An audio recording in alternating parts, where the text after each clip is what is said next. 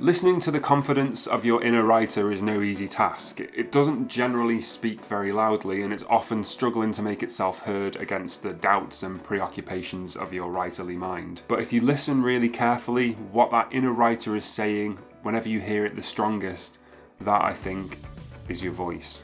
You might be thinking, I thought the writer's voice was what they sound like or what they read like on the page, and you're right. That's the output of it, that's the result. But the inner workings, the place where that comes from, that's your inner writer. But whatever it is and wherever it comes from, I'll talk about that in a second. How do you use it? How do you harness it for your own ends?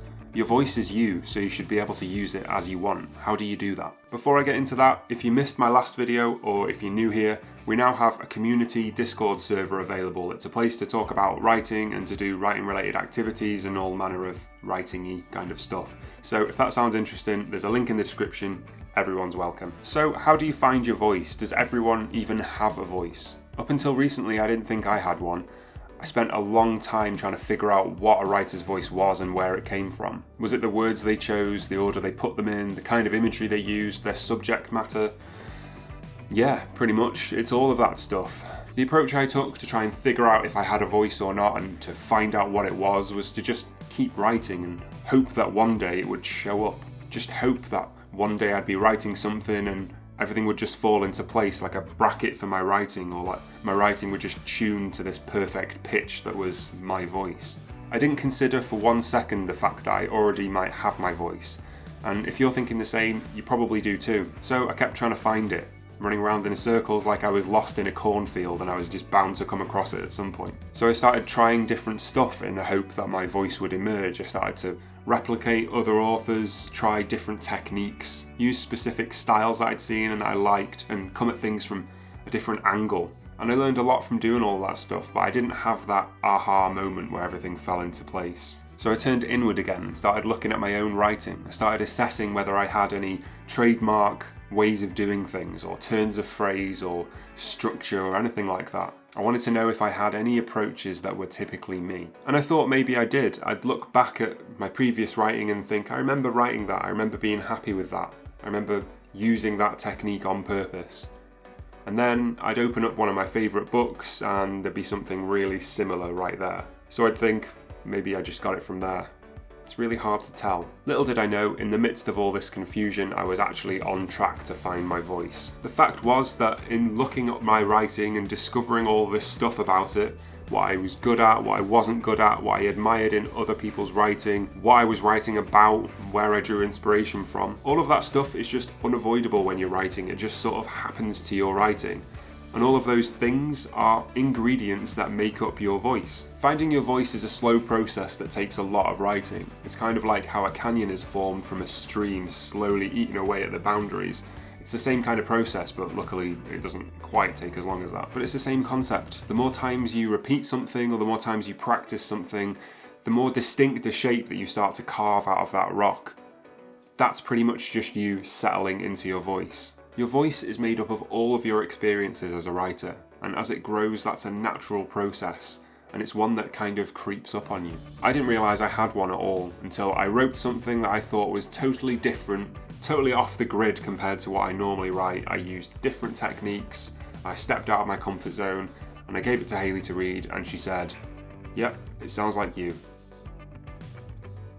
And I hadn't done that on purpose with that story, quite the opposite in fact. I wanted to write something totally different, and it still just ended up sounding like me anyway. Writing is too much about the inner workings of your mind and your subconscious and all of that mystifying stuff for you to be able to actually disguise your own writing successfully at all. And for that same reason, you don't need to worry about finding your voice. You might not be able to see it, you might not be able to hear it when you read back over your own work. It definitely won't have arrived in some defining moment, but it's there, and it's going to keep growing and getting louder with everything that you write. And if you're worried in any way that your voice isn't going to be authentic and it's going to sound too much like your influences and you're just going to sound like a rip-off of your favourite author, I'd say that's really unlikely. Unless you're intentionally trying to copy them in every way, it's going to come out uniquely you anyway. One thing I will say though is that while your voice is always there, it can appear stronger or weaker depending on what you're writing, and I think I've pinned down why that is. When you're starting out as a new writer, your voice might appear quieter